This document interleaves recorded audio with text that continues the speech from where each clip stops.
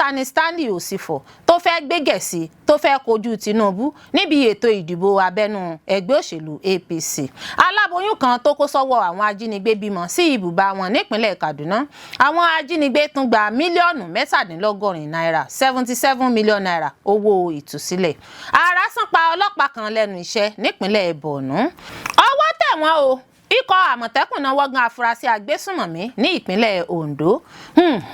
Òórùn yìí pọ̀ o, kí ló dá òórùn àbàdì sílẹ̀ tó kó aráàlú lọ́kàn sókè l'Adó Èkìtì.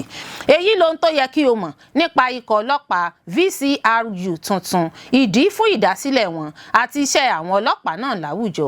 Ọ̀gá ọlọ́pàá Dìísù ló ṣàlàyé ọ̀rọ̀. Ikọ̀ ológun náà wọ́gán àwọn afurasí tó lọ́wọ́ nínú ìkọlù tó wáyé nípínlẹ̀ náà. Wọ́n ṣàwárí agbègbè kan níbi tí wọ́n ti ń ṣe àwọn ohun èlò ìjagun ìbọn jáde síta lọ́nà àìbófinmu nípínlẹ̀ Plateau.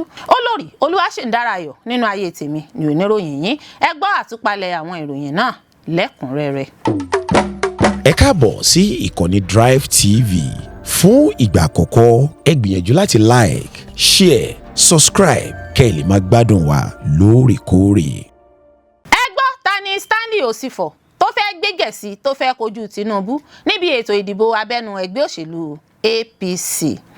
Láti ìgbà tí ẹgbẹ́ òṣèlú All Progressives Congress APC ti kéde iye tí wọn yóò ta fọ́ọ̀mù fún ẹni tí yóò dupò ààrẹ lábẹ́ ẹgbẹ́ náà ní àwọn kan pàápàá àwọn àgbààgbà ẹgbẹ́ tí ń sọ pé àwọn kò ní bá ààrẹ Bọ́lá Tinubu du ipò náà.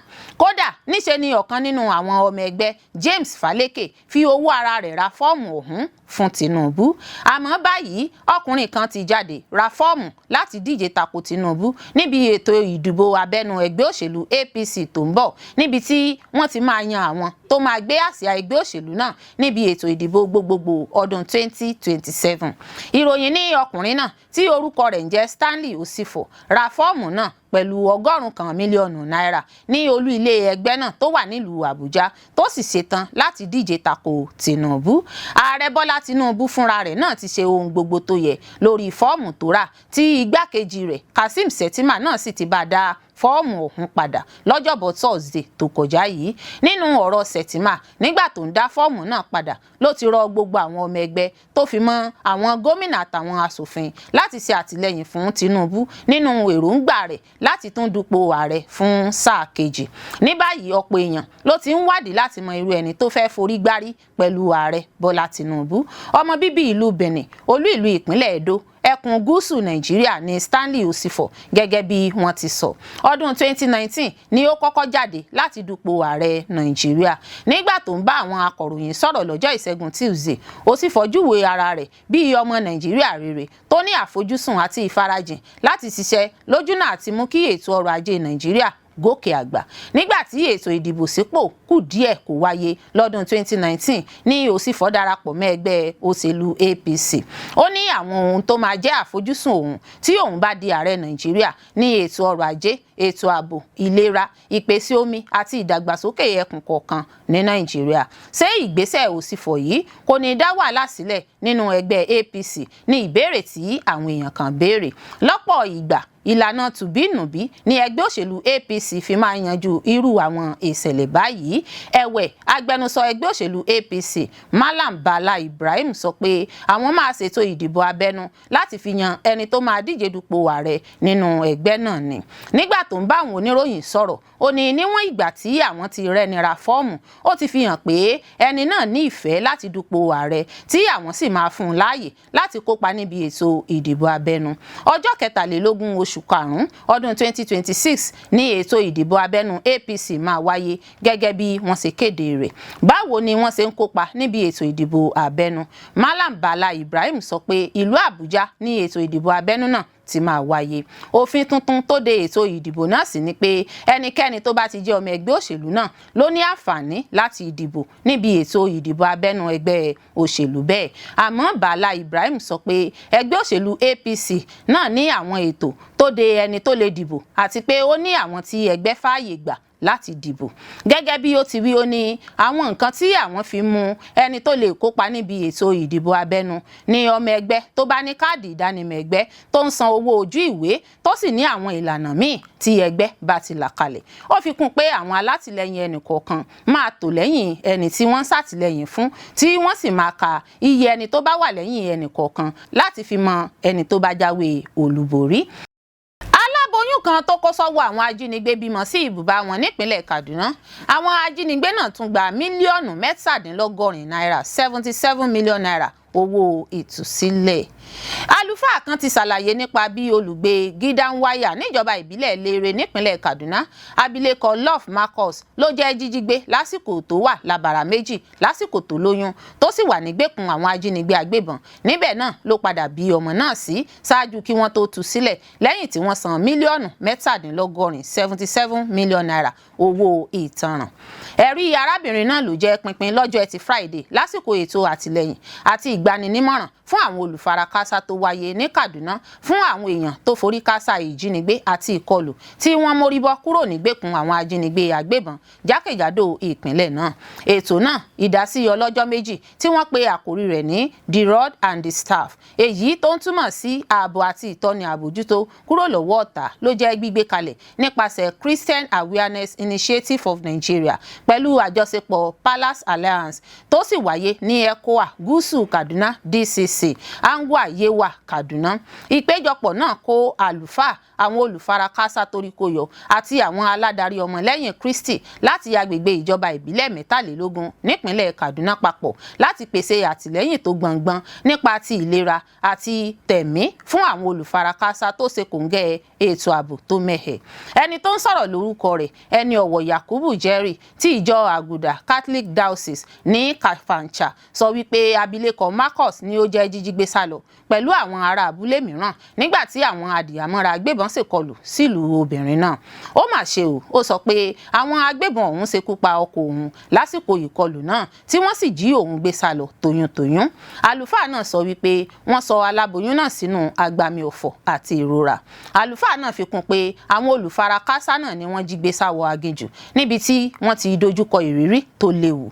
Ó sọ pé aláboyún náà kàn lákàkà ìjàgùdù nínú aginjù, kódà nígbà tí ìrìn rẹ̀ kò jáfáfá níṣe ni wọ́n ń taari rẹ̀ tí wọ́n sì ń lu aláboyún yìí nígbàkúùgbà tí ó bá ti ṣubú lulẹ̀ láì wò pé arábìnrin náà lóyún. Gẹ́gẹ́ bó ṣe wí, àwọn ajínigbé agbébọn náà ló béèrè fún owó ìtanràn lọ́wọ́ mọ̀lẹ́bí olùfarakásá pẹ̀lú ìdúnàdúrà tó gba ọ̀pọ̀lọpọ̀ ọ̀sẹ̀. Ó sọ pé bí nǹkan bíi 40 mílíọ̀nù náírà 40 million naira ni àwọn kọ́kọ́ san fún wọn ṣáájú kí wọ́n tó tún béèrè owó míì láfikún, tí àpapọ̀ iye owó náà sì ń lọ bíi 70 mílíọ̀nù náírà 70 million naira, nígbà tí àwọn iye owó ohun èlò tí wọ́n gbélé orí ìdílé náà láti pèsè sí pa gbogbo owó náà dé sí mílíọ̀nù mẹ́tàdínlọ́gọ́rin 77 million naira ṣáájú kí wọ́n tó tú àwọn olùfarakásá náà sílẹ̀. Gẹ́gẹ́ bí ìròyìn tó tẹ̀ wá lọ́wọ́, àwọn méjì lára àwọn èèyàn tí wọ́n jí gbé kú sí ìgbèkùn àwọn ajínigbé. Ohun tó bani lẹ́rù nípa ìṣẹ̀lẹ̀ náà ni obìnrin aláboyún tó bímọ sí ìgbèkùn àwọn ajínigbé agbébọn ṣáájú kí wọ́n tó padà tú sílẹ̀. Lẹ́yìn ìtúsílẹ̀ náà, àwọn olùfarakásá jẹ́ gbígbé lọ ọgbà ilé-ìwòsàn fún ìtọ́jú àti àtìlẹ́yìn nípa ìlera ọpọlọ gẹ́gẹ́ bí ìgbìyànjú àtúnṣe. Pa ọlọ́pàá kan lẹ́nu iṣẹ́ nípínlẹ̀ Borno máṣe. Iléeṣẹ́ ọlọ́pàá ìpínlẹ̀ Borno ti fìdí ikú ọlọ́pàá ìǹspẹ́kítọ̀ kan tórúkọ rẹ̀ ń jẹ́ Abdulkadir Garba tí ọ̀pọ̀ mọ̀ sí Buratai múlẹ̀, ẹni tó pàdánù ẹ̀mí rẹ̀ látàrí àrá tó sán pa nígbà tó wà lẹ́nu iṣẹ́ ní Maiduguri, olú ìlú ìpínlẹ̀ náà. Alukoro iléeṣẹ́ ọlọ́pàá ìpínlẹ̀ náà ASP Nahum Daso nínú ọ̀rọ̀ ìbánikẹ́dùn rẹ̀ lọ́jọ́ Ẹtì Friday sọ wípé òṣìṣẹ́ agbófinró ọlọ́pàá náà ní àrá sán pa lọ́jọ́rú Wednesday pẹ̀lú akin ẹgbẹ́ rẹ̀ lágbà ASP Wazani Adamu, ẹni tó rí kó yọ nínú ìṣẹ̀lẹ̀ náà. Gẹ́gẹ́ bó ṣe wí, àwọn ọlọ́pàá náà ti gbìyànjú láti wá ibi ààbò láti sá pamọ́ sí ṣáájú kí òjò náà tó bẹ̀rẹ̀, ṣùgbọ́n tí àrá padà sán pa wọ́n ṣáájú kí wọ́n tó dé ibi tí wọ́n ń lọ. Àtẹ̀jáde náà kà báyìí pé òjò máa ń rọ̀ pẹ̀lú ìbùkún tiẹ̀, ṣùgbọ́n èyí rọ̀ pẹ̀lú ohun tó bani lọ́kàn jẹ́ púpọ̀. Daso fi kún pé nígbà tí orí kó ASP Wazani Adamu yọ nínú ewu nínú ohun tí wọ́n lè pè ní iṣẹ́ ìyanu. Ó ṣe ní láàánú pé ọlọ́pàá Inspector Abdulkadir Garba tó fara káásá jùlọ ṣe bẹ́ẹ̀ pàdánù ẹ̀mí rẹ̀ pẹ̀lú ìpalára. Ó ṣàpèjúwe Inspector Garba gẹ́gẹ́ bí ọkùnrin tó dúró lójoojúmọ́ lábẹ́ oòrùn tó fẹ̀yìn kankan àti lábẹ́ àwọn ojú ọjọ́ míì láti pa àṣẹ mọ́, láti fẹsẹ̀ àṣẹ múlẹ̀ àti sin ọmọnìyàn. Ó ní olóògbé náà kò pàdánù ẹ̀mí rẹ̀ sínú ìṣẹ̀lẹ̀ wàhálà rògbòdìyàn, ṣùgbọ́n tó pàdánù ẹ̀mí rẹ̀ sí ọwọ́ ààrà tó san. Inspector Abdulkadir Garba jẹ́ òṣìṣẹ́ agbófinró ọlọ́pàá tó ń ṣiṣẹ́ takuntakun tó sì fi ara rẹ̀ jìn fún iṣẹ́ ìsìn.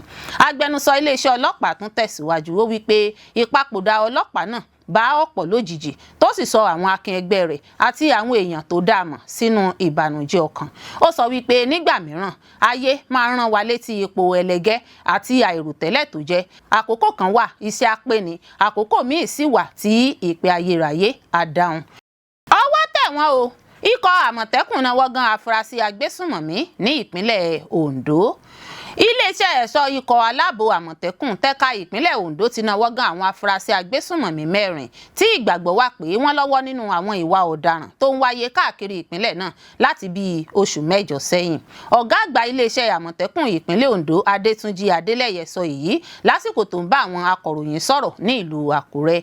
Adélẹ́yẹ sọ pé ọwọ́ tẹ àwọn afurasí náà lásìkò táwọn Àmọ̀tẹ́kùn ṣiṣẹ́ pọ̀ pẹ̀lú àwọn ẹ̀ṣọ́ ààbò míì látàrí ìtalólobó kan tí wọ́n gbọ́.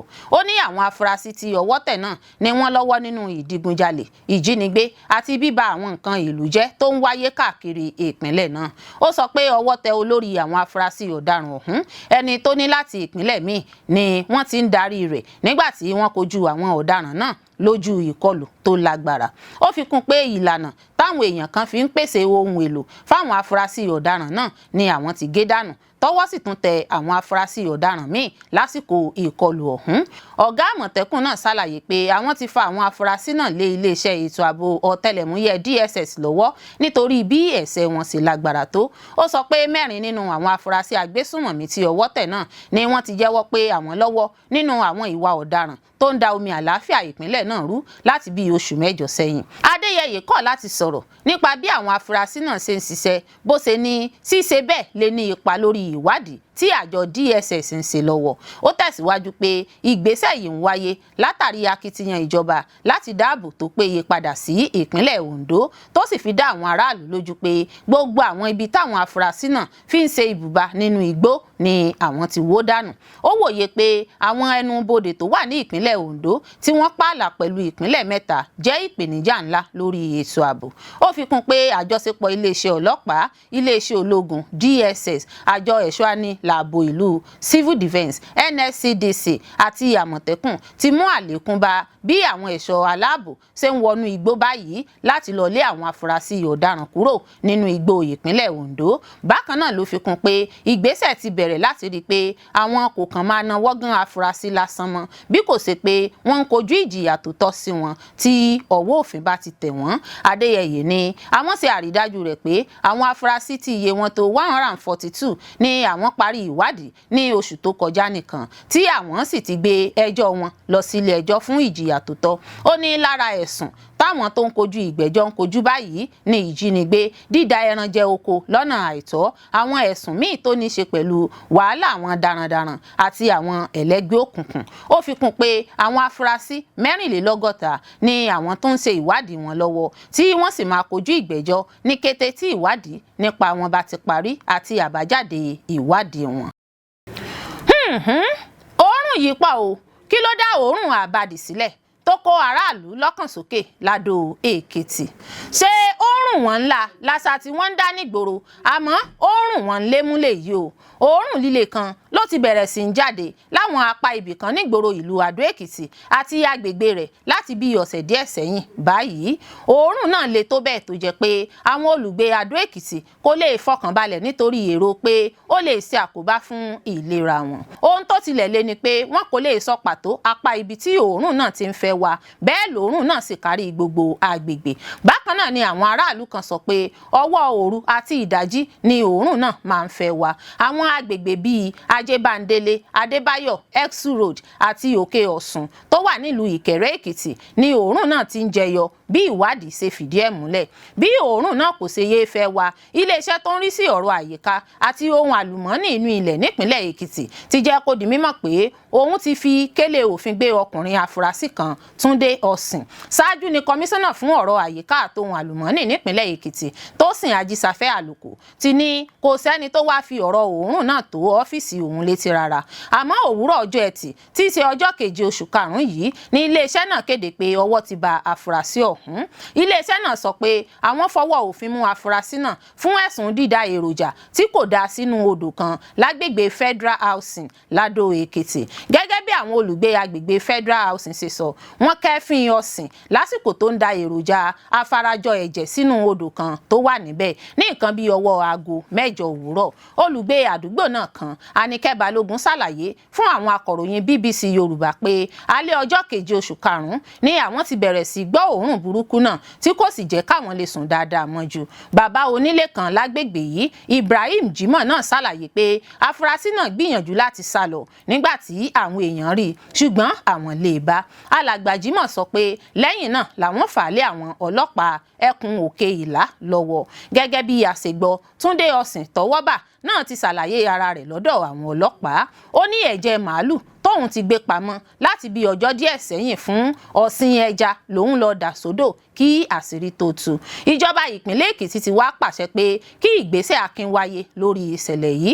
Ní ìdáhùn sí àṣẹ náà sì ni àwọn iléeṣẹ́ tó wà fún ọ̀rọ̀ àyíká, ètò ìlera àti àwọn wọléwọlé Èkìtì fi bẹ̀rẹ̀ sí fín kẹ́míkà apakòkòrò sí àwọn àkìtàn. Wọ́n ń fín sí àwọn ibi odò àti àyíká tí ìgboro ìdalẹ̀nù wà káàkiri ìgboro ìlú Adó Èkìtì àti agbègbè rẹ̀ láti dẹ́kun òórùn náà.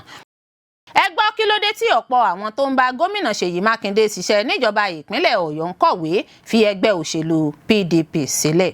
Wàhálà ohun rògbòdìyàn tó dé bá ẹgbẹ́ òṣèlú PDP kò tí ì dópin pẹ̀lú bí àwọn èèkàn ọmọ ẹgbẹ́ òṣèlú náà nípínlẹ̀ Ọ̀yọ́ ṣe ń kọ̀wé fi ẹgbẹ́ òṣèlú náà sílẹ̀ báyìí. Ohun tí ọ̀pọ̀ tí ó ti kọ̀wé fi ipò sílẹ̀ ń sọ ni wípé ìjà tó wà nínú ẹgbẹ́ òṣèlú PDP yóò ṣe ìdíwọ́ fún àwọn nínú ètò ìdìbò tó ń bọ̀. Àwọn ọmọ ẹgbẹ́ òṣèlú PDP mẹ́ta láti ìpínlẹ̀ Ọ̀yọ́ tí wọ́n tún jẹ́ ọmọ ilé ìgbìmọ̀ aṣojúṣòfin ẹgbẹ́ òṣèlú náà ló ti kọ̀wé láti fi ẹgbẹ́ òṣèlú náà sílẹ̀ báyìí. Àwọn mẹ́tẹ̀ẹ̀ta ni Najimdeen Oyèdèjì tó ń ṣojú fún agbègbè Ìṣẹ́yìn, Ìtẹ̀síwájú, Kájọlà, Ìwájọwà, Adédèjì Ọlájídé àti Abbas Adigun tó ti fi ẹgbẹ́ náà sílẹ̀ pátápátá. Ìròyìn tún sọ pé Anthony Adépọ̀jù tó ń ṣojú agbègbè Ìbàràpá àti Òjó Mákànjúọlá tó ń ṣojú agbègbè Ògoolúwa Sùúrùlérè tí wọ́n ní ìjà tó wà nínú ẹgbẹ́ òṣèlú PDP ló fà á tí àwọn fi yẹ̀bá fún ẹgbẹ́ ọ̀hún báyìí. Lọ́jọ́rú ni gómìnà Ṣèyí Mákindé ṣe ìpàdé ìdákọ́ńkọ́ nílé rẹ̀ pẹ̀lú àwọn aṣáájú àti àwọn tó ṣe pàtàkì nínú ẹgbẹ́ òṣèlú Allied People's Movement APM tí wọ́n wá láti ìlú Àbújá. Àwọn olóṣèlú ìpínlẹ̀ Ọ̀yọ́ sì ń sọ wípé ìgbésẹ̀ láti fi ẹgbẹ́ òṣèlú PDP sílẹ̀ ni wọ́n wá yanjú níbi ìpàdé náà. Ìpàdé ọ̀hún tó wáyé ní Ìbàdàn jẹ́ apá kan lára àwọn àtúntò tó ń lọ lọ́wọ́ láàrin àwọn olóṣèlú ṣáájú ètò ìdìbò àpapọ̀ ti ọdún 2027. Tí ẹ kò bá gbàgbé, gómìnà ìpínlẹ̀ Bauchi Bala Muhammed lòun ti ṣáájú fi ẹgbẹ́ òṣèlú PDP náà sílẹ̀ tó sì kù gómìnà Ṣèyí Mákindé ti ìpínlẹ̀ Ọ̀yọ́ nìkan ṣoṣo nínú ẹgbẹ́ òṣèlú náà. Àmọ́ ṣá, ọ̀pọ̀ nínú àwọn tó fẹ́ díje dupò nínú ẹgbẹ́ òṣèlú PDP ló ti kọ̀wé fi ẹgbẹ́ náà sílẹ̀ tí wọ́n sì ti lọ sínú ẹgbẹ́ òṣèlú APM. Nínú wọn ni Shina Pella, Olúfẹ́mi Àjàdí, Akeem Ọlátúnjí, aṣojú ọmọ ẹgbẹ́ òṣèlú tó pọ̀ jùlọ nílé ìgbìmọ̀ asòfin ìpínlẹ̀ Ọ̀yọ́, Sanjọ́ Ọ̀nàọlápọ̀ náà wà lára wọn. Ọjọ́ 10 oṣù karùn-ún ọdún 2026 yìí ni fífi orúkọ àwọn olùdíje fún ètò ìdìbò ọdún 2027 gẹ́gẹ́ bí àjọ INEC ti fi léde yóò dópin. Pẹ̀lú bí àwọn kọ̀ọ̀kan nínú ilé asòfin ìpínlẹ̀ Ọ̀yọ́ ṣe ń kọ̀wé fipò sílẹ̀, ó ṣeé ṣe kí àwọn tó kù tó jẹ́ ọmọ ẹgbẹ́ òṣèlú PDP náà lọ sínú ẹgbẹ́ òṣèlú APM, ìyẹn gẹ́gẹ́ bí àwọn onímọ̀ nípa ètò òṣèlú ìpínlẹ̀ Ọ̀yọ́ ṣe sọ. Ikọ̀ ológun náwó gán àwọn afurasí tó lọ́wọ́ nínú ìkọlù tó wáyé nípínlẹ̀ náà. Wọ́n ṣàwárí agbègbè kan níbi tí wọ́n ti ń ṣe àwọn ohun èlò ìjagun ìbọn jáde síta lọ́nà àìbófinmu nípínlẹ̀ Plateau. Ikọ̀ ológun Operation Enduring Peace ní àjọṣepọ̀ pẹ̀lú ikọ̀ onsa tactical team ti ṣàwárí agbègbè ibi tí wọ́n ti ń ṣe àwọn ohun èlò ìbọn jáde lọ́nà àìbófinmu ní ìjọba ìbílẹ̀ gúúsù nípínlẹ̀ Plateau tí wọ́n sì náwó gan àwọn afurasí ajagunta Birom tí wọ́n lọ́wọ́ nínú ìkọlù ìpànìyàn tó wáyé káàkiri ìpínlẹ̀ náà. Àwọn ẹ̀ṣọ́ aláàbò jẹ́ kó di mímọ̀ pé àwọn afurasí náà ló jẹ́ fífi gbòòrò òfin gbé lásìkò iṣẹ́ ìréde tó jẹ́ gígùnlé nílùú Vom lẹ́yìn àwọn ọ̀sẹ̀ díẹ̀ nípa iṣẹ́ ìtanilólobó àti ìsọfíntótó ìtọpinpin. Gẹ́gẹ́ bó ṣe wí, iṣẹ́ ìréde náà ló fojú sun àwọn agbègbè ọ̀tọ̀ọ̀tọ̀ méjì kan níbi tí wọ́n ti ń ṣe àwọn ohun èlò ìjagun ìbọn jáde síta níbi tí àwọn afurasí náà ti jẹ́ nínáwó gan lásìkò tí wọ́n ń ṣe àwọn ohun èlò ìjagun jáde tí wọ́n sì gbàgbọ́ pé àwọn èlò ìjagun náà ni wọ́n ń lò nínú ìkọlù àti ìṣekúpani tó wáyé láàrin ìlú Plateau. Iṣẹ́ ìréde náà tọ́ka sí ìgbésẹ̀ ìpinnu ọ̀tun àwọn àjọ elétò ààbò láti dá ìmọ̀ àti ibùbá àwọn ọ̀daràn rú tó ń rúná sí wàhálà rògbòdìyàn àti ètò ààbò tó mẹ́ẹ̀ nípínlẹ̀ Plateau àti àwọn apá ẹkùn ní agbègbè àríwá gbùngbùn. Èyí lohun tó yẹ kó mọ̀ nípa ikọ̀ ọlọ́pàá FCRU tuntun, ìdí fún ìdásílẹ̀ wọn àti iṣẹ́ àwọn ọlọ́pàá náà láwùjọ. Ọ̀gá ọlọ́pàá Disu ló ṣàlàyé ọ̀rọ̀. Ọ̀gá àgbà ọlọ́pàá ilẹ̀ Nàìjíríà Ọlátúnjí Disu ti ṣe ìfilọ́lẹ̀ ikọ̀ ọlọ́pàá tuntun tí wọ́n pè ní FCRU èyí tí yóò máa gbógun ti ìwà ọ̀daràn láwùjọ. Ọ̀gá ọlọ́pàá ṣe ìfilọ́lẹ̀ náà lásìkò tó ń bá àwọn lọ́gàálọ́gàá ọlọ́pàá ṣèpàdé pọ̀ nílùú Àbújá lọ́jọ́ Ìṣẹ́gun Tuesday ọjọ́ 5 oṣù karùn-ún ọdún yìí. Disu ní ìfilọ́lẹ̀ náà jẹ́ ọ̀nà láti ṣe àkànṣe iṣẹ́ àtúnṣe iléeṣẹ́ ọlọ́pàá Nàìjíríà. Ó ní inú òun dùn láti kéde ìfilọ́lẹ̀ àtúnṣe iléeṣẹ́ ọlọ́pàá orílẹ̀-èdè Nàìjíríà. Ó ní àwọn ti ṣe àtúnṣe ọ̀nà tí àwọn ó gbà láti gbógun ti ìwà ọ̀daràn láwùjọ lórílẹ̀-èdè Nàìjíríà. Ikọ̀ iléeṣẹ́ ọlọ́pàá tó ń rí sí ohun ìjà olóró àti ẹ̀ka tó ń rí sí lílo ọgbọ́n inú ni àwọn papọ̀ sí ikọ̀ FCRU báyìí. Gẹ́gẹ́ bí ó ti wí, ó ní àwọn kò ní rán ikọ̀ ọlọ́pàá FCRU yìí jáde lórí àhesọ ọ̀rọ̀ lásán. Ọ̀gá ọlọ́pàá Nàìjíríà náà sọ pé ìgbésẹ̀ ọ̀hún kò wà láti yí orúkọ iléeṣẹ́ ọlọ́pàá padà sí dáadáa bí kò ṣe wíwá ọ̀nà tuntun láti kojú ìwà ọ̀daràn. Ó ní ikọ̀ ọlọ́pàá FCRU níṣẹ́ pẹ̀lú bí iléeṣẹ́ ọlọ́pàá yóò ṣe máa gbógun ti ìwà ọ̀daràn ní Nàìjíríà. Ọ̀gbẹ́ni Disu sọ pé gbogbo ọlọ́pàá tí yóò máa ṣiṣẹ́ pẹ̀lú ikọ̀ FCRU ló ti gba ìdánilẹ́kọ̀ọ́ lórí ọgbọ́n inú, ẹ̀tọ́ ọmọnìyàn àti lórí bí wọn yóò ṣe máa ṣe sí aráàlú lẹ́nu iṣẹ́. Disu ní gbogbo àwọn ọlọ́pàá náà ni wọ́n ti gba ìdánilẹ́kọ̀ọ́ lọ́nà ìgbàlódé. Ó ní àwọn kò ní lo ikọ̀ ọlọ́pàá náà láti ṣègbè lẹ́yìn ẹnìkan. Ìwádìí tí wọ́n bá ṣe làwọn ó máa fi rán wọn jáde lọ ṣiṣẹ́. Iléeṣẹ́ ọlọ́pàá yóò sì máa ṣe àgbéyẹ̀wò báwọn ikọ̀ ọlọ́pàá náà ṣe ń ṣe lóòrèkóòrè. Ọ̀gá ọlọ́pàá Disu wá pa á láṣẹ fún gbogbo àwọn kọmíṣánná ọlọ́pàá ìpínlẹ̀ láti gbárùkù ti ikọ̀ ọlọ́pàá FCRU láwọn ìpínlẹ̀ wọn. Bákan náà tún ni ọ̀gá ọlọ́pàá sọ pé àwọn aráàlú ní láti mọ̀ nípa ikọ̀ ọlọ́pàá tuntun ọ̀hún àti nǹkan tí wọ́n wà fún gan-an ní pàtó.